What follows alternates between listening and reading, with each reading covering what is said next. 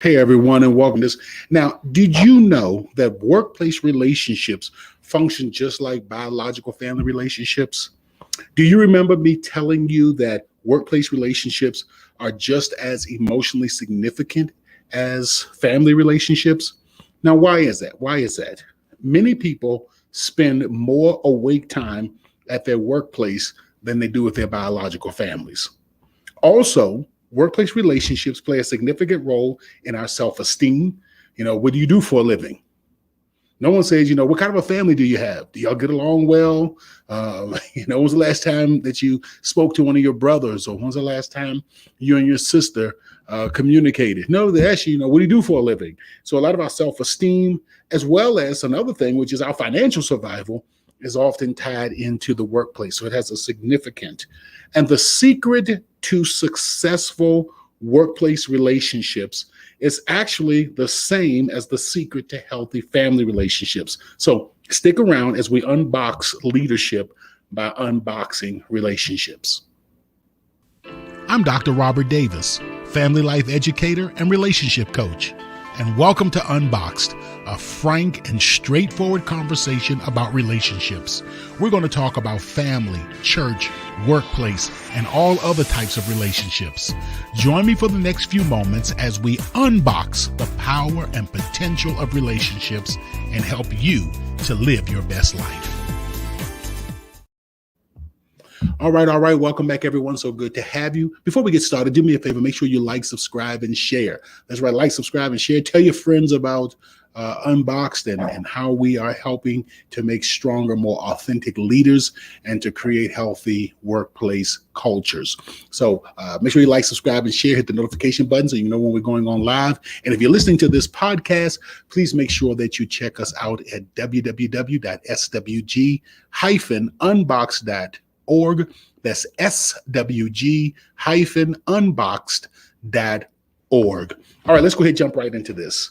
I want to go put a quote up for you real quick. It's one that I shared the last time, and I want to reread it. When any leader can accurately observe what is going on in the relationship system, as well as the part that they play in it, when they can control their own emotional reactions, when they can avoid counterattacking when they are provoked, and and here's the main part, this is the part I really want you to catch on today, and when they can maintain an active relationship with other key members of the system, the entire system will change in a series of predictable steps. When they can maintain an active relationship with the other key members of the system. You cannot be an authentic leader in the workplace relationship system and AWOL in your family relationship system. For the most part, and here's why this is so important, or you can't ignore your family relationship and all the dynamics that it includes, and think that you're going to just somehow miraculously have a strong, healthy workplace relationship. For the most part, we handle workplace relationships the same way we handle family relationships, especially when relationship difficulties arise. When it's all sunshiny, we all hold hands and sing kumbaya, it's all good. But when relationship difficulties arise, then we revert back to those known ways and those pre-programmed ways of managing those difficulties. Matter of fact, and I've shared some of this with you before, but I really want to drive it home today.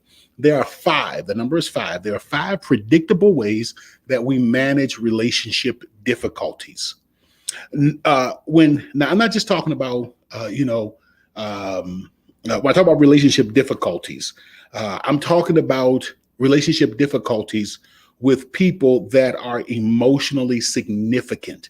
I'm talking about emotionally significant relationships, because you may lead an organization with 5,000 team members, but that doesn't mean that you're going to have an emotionally significant relationship with all 5,000 of your team members. So let me give you a definition of emotionally significant. This is quite important.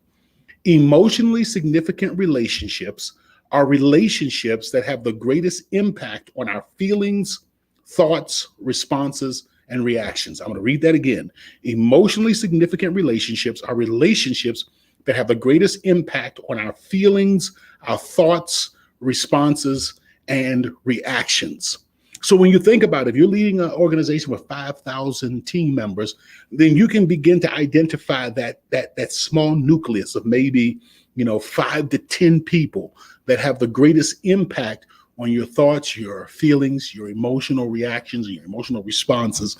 And there you have it. That is those are your significant relationships. So as I go through these 5 techniques that we all use to manage relationship difficulties, I want you to think about the ways that you have used these approaches in the past to manage your own personal relationship difficulties. Again, we are talking about emotionally significant relationships. And here are the five approaches. Number 1 is direct conflict. What do we mean by direct conflict? We mean arguing, lecturing, threatening, trying to convince people. This is direct conflict. Direct conflict. Yeah. Hey, difficulties arise. And if I can just, somehow get you to change your mind, get you to change back, get you to see things from my perspective and do the things the way that I think should be done, then we can, the whole issues will be gone. The second way is through distance and cutoff. And I've talked about this before as well. Distance is where, I'm just going to avoid having to be bothered with them. Cutoff is where I just ain't going to be bothered with them. I see so much now, especially on social media, where people almost kind of celebrate that they don't have relationships with people that are difficult. And now we like to label people as toxic relationships and toxic people and all of that stuff. Actually, a lot of it has to do with us. Won't get too deep into that, but that's a good one that we use, distance, and we use cutoff. Another one is pursuing. So when difficulties arise, we pursue the person, trying to figure out, can we make amends, apologizing, seeing how we can win them back to our side, doing everything to appease and to placate them. Another one is, and this is very popular, and that is triangling, like the triangle, triangling others into the difficulty. And of course, that manifests itself through gossip. That manifests itself, through side taking.